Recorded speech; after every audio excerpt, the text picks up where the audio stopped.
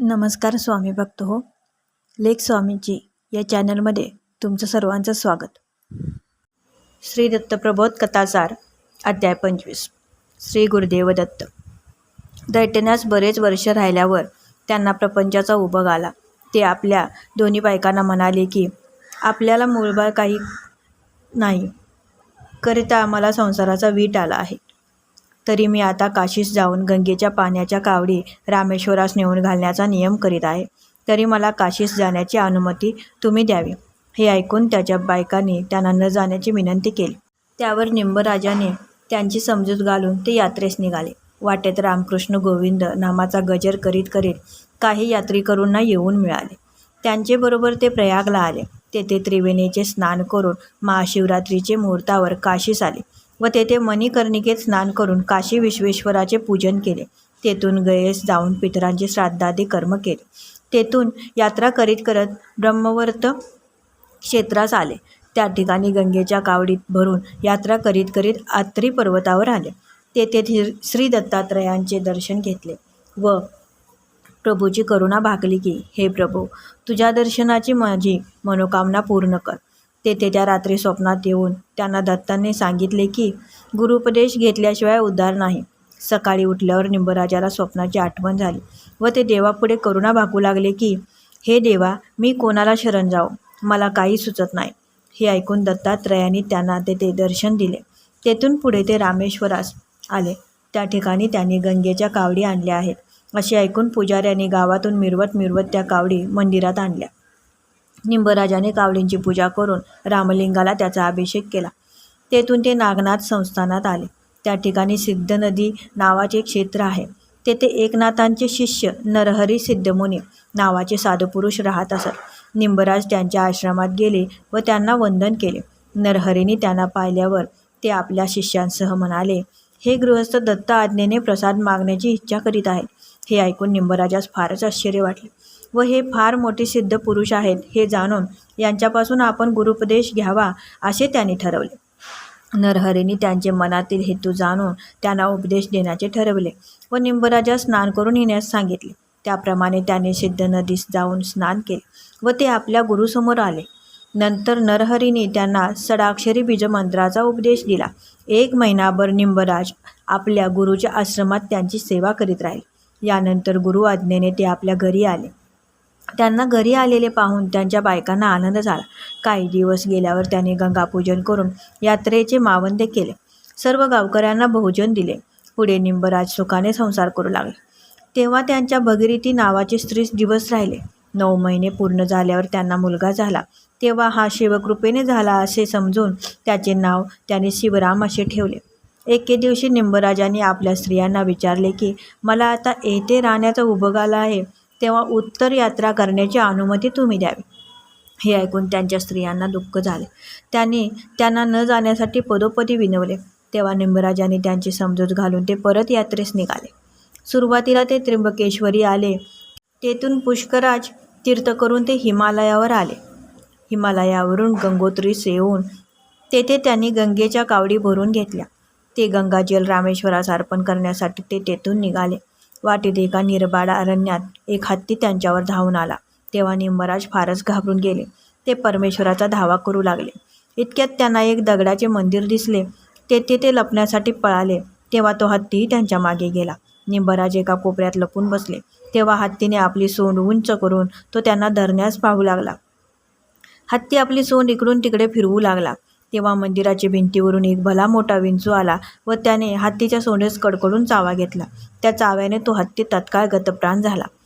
हे पाहून निंबराजास फारच आश्चर्य वाटले व ते मंदिराबाहेर आले. तेव्हा त्यांचा पाय त्या हत्तीस लागला.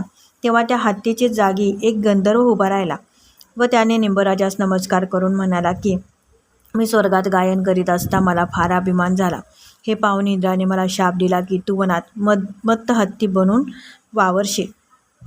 हा शाप ऐकून मी इंद्राची करुणा भागली. तेव्हा त्याने कृपावंत होऊन मला उशाप दिला की संत चरणाचा स्पर्श होताच तुझा उद्धार होईल. त्याप्रमाणे आपले पवित्र चरण मला लागताच माझा उद्धार झाला आहे.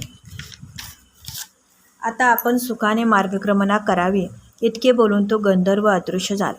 गंधर्वाचा उद्धार आपल्यामुळे झाला हे पाहून निंबराजास फारच आश्चर्य वाटले. तेथून त्यांनी काही यात्रेकरू भेटले. ते त्यांच्याबरोबर पुढील प्रवास करू लागले. यात्रा करीत करीत ते रामेश्वरास आले. तेथे त्यांनी बरोबर आणलेल्या गंगेच्या पाण्याने रामेश्वरास अभिषेक केला. आपले मनोरथ पूर्ण झाल्यावर परत ते आपल्या गावी आले. त्यांना पाहून त्यांच्या बायकांना आनंद झाला. त्याने शिवरामाला त्याच्या पायावर घातले. आपल्या घरी सुखाने ते ईश्वराचे नामस्मरण करीत राहू लागले. पुढे त्यांना दुसरा मुलगा झाला. त्याचे नाव त्यांनी नारायण असे ठेवले. त्यानंतर त्याची थोरली पत्नी वारली. पुढे काही दिवसाने ते परत काशी यात्रेस गेले. तेथून आल्यावर त्यांना तिसरा मुलगा झाला. त्याचे नाव त्यांनी नरहरी असे ठेवले. एकदा आषाढीच्या वारीस काही यात्रेकरू पंढरपूरला निघाले असता निंबराजाही त्यांच्याबरोबर पांडुरंगाचे दर्शनास निघाले. पंढरीजवळ आल्यावर त्यांना मंदिराचा कळस दिसला. तो पाहून त्यांनी तेथेच पांडुरंगाला लोटांगण घातले व पांडुरंगाला भेट देण्यासाठी आळवू लागले.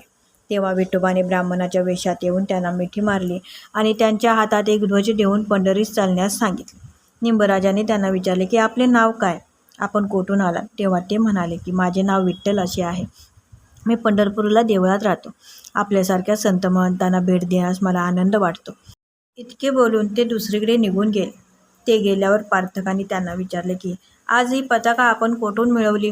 तेव्हा निंबराज म्हणाले की आत्ताच एक ब्राह्मण मला ही पताका देऊन गेला व त्यांनी घडलेली सर्व हकीकत त्यांना सांगितली. तेव्हा ते पार्थक म्हणाले की तो ब्राह्मण प्रत्यक्ष पांडुरंग होते. ते तुम्हाला दर्शन देऊन गेले. हे ऐकून निंबराजास आनंद झाला. पुढे पंढरपुराला जाऊन एकादशीस पांडुरंगाचे त्यांनी दर्शन केले व परत आपले गावी आले. त्यानंतर काही महिने गावी राहून कार्तिकी एकादशीस पांडुरंगाचे दर्शन घेण्यासाठी वाटेतून दंडवत घालत घालत जाण्याचा नियम केला. त्याप्रमाणे ते वाटेने दंडवत घालीत घालीत पंढरपुराचा मार्ग क्रमू लागले. कार्तिकी एकादशीस पंढरपूरला येऊन त्यांनी पांडुरंगाचे दर्शन घेतले.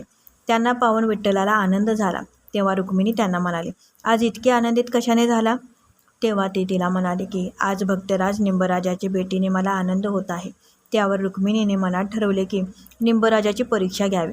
त्याप्रमाणे दुसऱ्या दिवशी तिने माळणीचा वेश घेऊन निंबराज पांडुरंगाचे दर्शनास येत असता वाटेत त्यांना भेटून म्हणाली की माझे बाळे घरी भुकेने रडत असतील तर एवढी पाटी तुम्ही थोडा वेळ सांभाळावी.